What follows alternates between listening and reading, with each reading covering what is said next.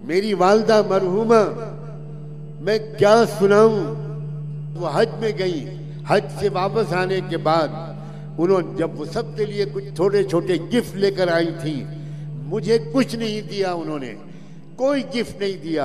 अपने दूसरे बच्चों और बच्चियों को, अपने पोतों और पोतियों को उन्होंने सबको छोटे छोटे गिफ्ट दिए।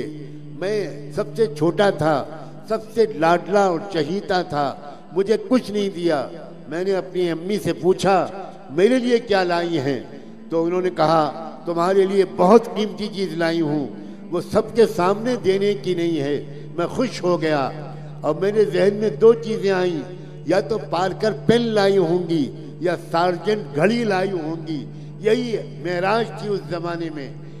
उसके बाद जब सब लोग चले गए मेहमान, तो मुझे उन्होंने जानमाज पर बुलाया, नमाज के बाद, इशा की नमाज के बाद, और पिलाकर बिठाकर कहा मैं तुम्हारे लिए ऐसा कोई गिफ्ट नहीं लेकर आई हूँ, मैं खाने काबा का पर्दा पकड़कर तुमको इस्लाम की खिदमत के लिए और इस मुल्क से शिर्क के खात्मे के लिए और तौहीद के क़याम के लिए वक्फ करके आई हूँ।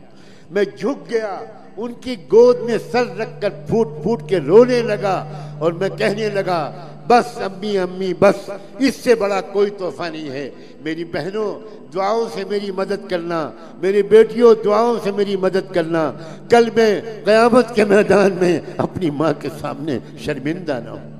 ऐसा ना हो कि मेरी माँ मेरे गिरबान पकड़ के अल्लाह के सामने कहे मैंने इसको काहे के लिए वक्फ किया था, ये कहाँ लगा हुआ था।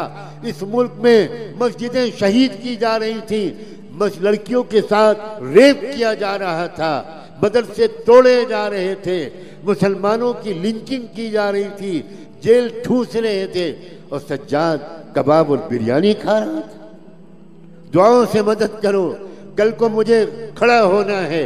हो सकता है मेरी माँ मुझे तलाश करे हश्र के मैदान में, कहाँ है सज्जाद।